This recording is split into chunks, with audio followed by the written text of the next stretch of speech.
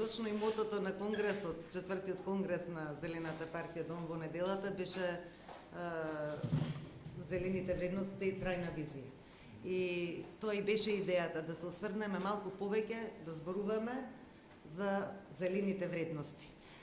Она што јас би сакала да го потенцирам сега и за кој и во секоја прилика зборувам, е дека најчесто кај нас, кога зборуваме за зелена идеологија, зелени вредности, се осврнуваме само на делот на заштита на животна средина, екологија, и мислиме дека тоа е единствената идеолошка матрица на која се базираат овие политики, но тоа не е така, бидејќи зелената идеологија опфаќа и многу други зелени вредности во себе, и тоа се точно демократијата, владење на правото, борба против корупција, социјалната правда, еднакви можности, недискриминација, солидарност, почитување на човекови права и слободи, родова еднаквост и така натаму. Така што целиот овој систем, би рекла, на столбови на самата зелена идеологија, практично ги дава, ја дава основата за функционирање на сите зелени партии, се разбира, вклучително и Дом. Но затоа благодарам и за отварање на оваа тема, бидејќи мислам дека во нашето општество се уште доволно нема познавање за тоа што значат точно зелените вредности и зошто е важно, освен заштитата на животната средина, да зборуваме и за другите вредности, бидејќи тие се меѓусебно тесно поврзани и едноставно не можете да имате здрава и чиста животна средина ако немате владење на право и борба против корупција, или да имате демократија ако нема почитување на човековите права. Не може да оствариме социјална правда ако не постои солидарност. Така што овој систем на вредности е навистина меѓусебно поврзан и зависен и може да се гледа само како целина и така и да се постигнуваат резултати. Она што би сакала накусо да се осврнам како пратеничка во собранието е делот на, што и вие го опфаќате, што исто така многу важен и што е дел од зелените вредности, граѓанското учество, бидејќи повеќето зелени партии и потекнуваат од граѓанските организации, од граѓанските иницијативи во Европа, така и настанале последователно партиите, во принцип започнале како граѓански здруженија и иницијативи. И јас тука би рекла дека во Македонија во последната година и подолго од година, уште пред промена на власта, значи за време на протестите и така натаму, видовме една повисока граѓанска свест и поголем граѓански активизам во однос на тоа што се случуваше претходно во државата. Значи, само да се потсетиме на многуте протести и за правда, и за против загадениот воздух, за рудниците. Прв пат се случи 3 општини на локално ниво да организираат референдум, а тоа сепак беше резултат на притисокот, барањата и потребите на граѓанските иницијативи. Така што мислам дека навистина има и дел од ова во оценувањето дека е навистина релевантен. Очигледно е дека граѓаните тоа го препознаваат и затоа и дале вакви оценки, и тоа е многу важно. За мене е тоа клучно за развој на демократското општество. Активно учество на граѓаните во сите процеси, без разлика на кое ниво се случува тоа во општеството, дали е на ниво на локална или на централна власт, но сепак е тоа клучот за развојот на демократијата и се развира развој на самото општество и благосостојба на граѓаните. Како пратеничка во собранието би сакала 2 момента да истекнам во однос на партиципација на граѓанските организации во работата на собранието.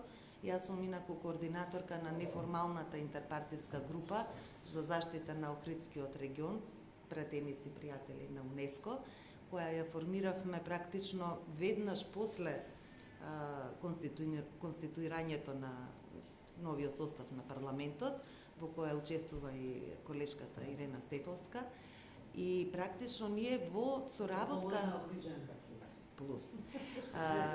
Практично во соработка со невладиниот сектор, конкретно со Фронт 2142, кои активно работеа на таа тема. Познато ви е дека имавме мисија реактивна на УНЕСКО, беа дадени многу забелешки, препораки и така натаму во однос на заштитата на нашето природно и културно наследство во Охридскиот регион. Така што формиравме една интерпартиска група која што работеше на оваа тема во соработка со невладините организации, тука ни помогна и нашите колеги од НДА, и успеавме преку Комисијата за култура во Собрание да организираме надзорна расправа во Собранието точно за имплементација на Законот за управување со Охридскиот регион. Тоа е во овој мандат единствена надзорна расправа која што се одржа во Собранието, која траеше во 3 сесии, беа поканети сите надлежни институции, од министери, од директори на соодветни надлежни агенции, институции, 33 беа сведоци, ете така. Невладини организации исто така учествуваа на самата надзорна расправа и од тоа произлегоа преку 20 заклучоци кои беа доставени до сите релевантни институции и она што е најважна препорака што произлезе како заклучок е дека треба да се испочитуваат сите препораки на реактивната мисија на УНЕСКО со цел да го зачуваме нашето единствено природно и културно наследство, Охридскиот регион, кое што е заштитено од УНЕСКО. Втора таква иницијатива која што е во Собранието ја спроведовме исто така по иницијатива и соработка со невладиниот сектор е точно формирањето на интерпартиската парламентарна група за унапредување на правата на ЛГБТ луѓето. Јас исто така сум координаторка на оваа неформална група. Таа ја формиравме февруари оваа година во соработка со невладиниот сектор, со граѓанските здруженија кои работат со години на оваа тема и точно од нив и произлезе потребата да работиме заедно и преку Собранието да можеме заеднички да настапиме за да вистина ги унапредиме правата на ЛГБТ луѓето, за кои знаеме каква беше состојбата во изминатите години. Со нив исто така имаме одлична соработка. Донесовме заеднички акцијски план, веќе поднесовме амандмани на Законот за аудиовизуелни медиумски услуги во насока на воведување на сексуалната ориентација и родовиот идентитет како основи за дискриминација при говорот, содржините во медиумите. И сега е во фаза, бидејќи веќе е доставен до Собранието Законот за спречување и заштита од дискриминација, новиот закон, но се уште не е отворена расправа по него. Тоа е исто така еден многу важен момент во законската регулатива која ќе помогне за унапредување на правата на ЛГБТ луѓето, а тоа е воведување на сексуалната ориентација и родовиот идентитет помеѓу сите други основи на дискриминација. Тоа се вака едни два примера во кои јас директно сум вклучена како пратеничка и мислам дека е тоа навистина еден момент на напредок на учество на граѓанскиот сектор, на граѓаните, преку соработка со пратениците и пратеничките во Собранието, за кои можеме да кажеме навистина дека веќе да покажуваат некои резултати и мислам дека тоа е вистинскиот пат по кој ние треба да делуваме и како функционери на локално, на централно ниво со директна, постојана комуникација и соработка со граѓанскиот сектор и на кој тоа исто така формирањето на ЛГБТ групата беше поздравено и од соодветната група за ЛГБТ правата во Европскиот парламент и беше и внесено во извештајот на Европската комисија како навистина значајно достигнување на Македонија во овој период. Не слушам, вие сте од самото формирање во Политичката партија. Да. Политичката партија Дом е на власт колку години? Претходно беше заедно со основната власт, сега со новата власт. Дали не чувствувате лична одговорност што е на така ниско ниво свеста на граѓаните околу сите овие европски зелени вредности? Претходно во извештајот кој се презентираше Билјанов, кој што тие вработеле со колку другите, видовме дека граѓаните блокираат дека исклучително ниско нивото на свеста за сите овие европски вредности. Тоа ми е првото точно на вас. Докаде е постапката со закон за минерални суровини, кој што беше во собраниска процедура, потоа немаше форум, и се тоа би сакал сака да дојде? Точно е дека дом постои веќе 13 години.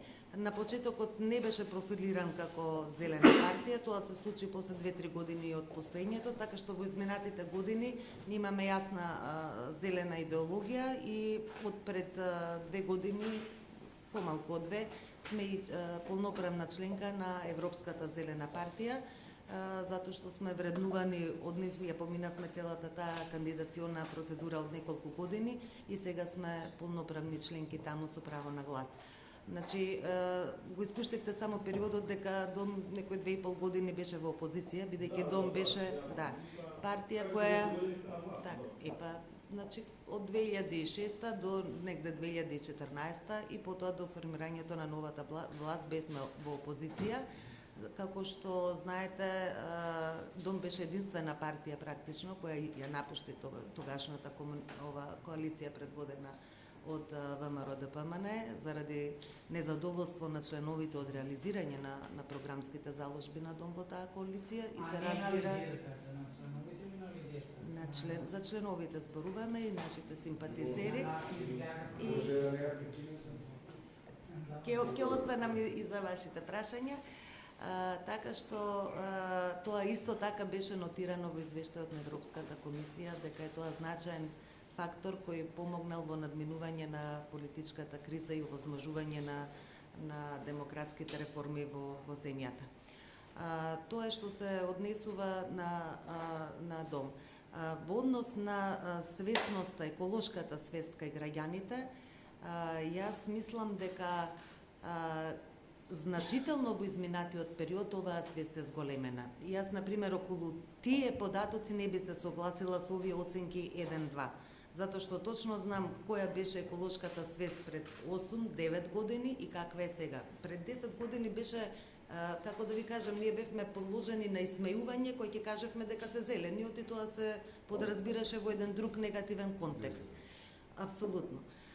Во однос на еколошки теми, свесноста во јавноста беше вистина на многу минимално ниво. Сега имаме сосема поинаква, многу зголемена свест кај граѓанството и од таму и потекнуваат сите овие и граѓански иницијативи, здруженија, постојан притисок на институциите, заложби за да се реализираат некои од тие значајни за луѓето, за нивниот квалитет на живот, еколошки проекти. Јас мислам дека тоа е можеби еколошките теми се едни од најважните и кои што ги мотивирале граѓаните практично да се здружуваат, да протестираат, да предлагаат решенија, да влегуваат во работни групи со надлежните институции, така што мислам дека во тој дел на растење на еколошката свест кај граѓаните се разбира дека се уште треба на тоа да се работи, не велам дека е одлично, но мислам дека има голем раст на тоа поле. Би рекла дека можеби кај политичарите е пониска еколошката свест отколку кај самите граѓани.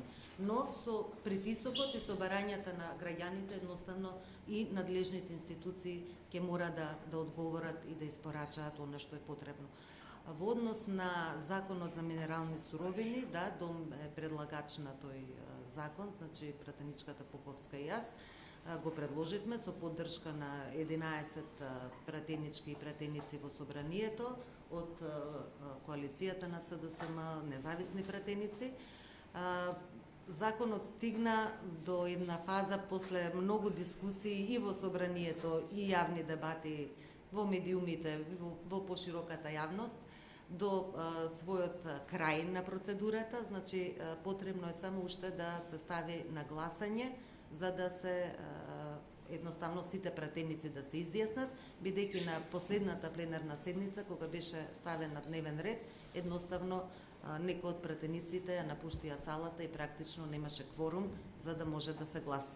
Ние и понатаму, знаете, пративме и писмо и до собранието, правиме едноставно лобирање и самите граѓански иницијативи кои што исто така со соработка со нив се работеше целава ова процедура околу законот и учествува исто така тој еден добар пример за граѓанско учество. Во собранието имаше јавна расправа на оваа тема и навистина ова законско решение доби поддршка од граѓаните. Јас очекувам дека во овој период законот ќе биде ставен, односно таа седница ќе биде ставена на дневен ред и навистина очекувам дека ќе добие поддршката потребна за да помине, бидејќи е во интерес на заштитата на животната средина и на здравјето на луѓето, и тоа е нешто за кое во изминатата година-две видовме голема заинтересираност и посветеност на граѓаните,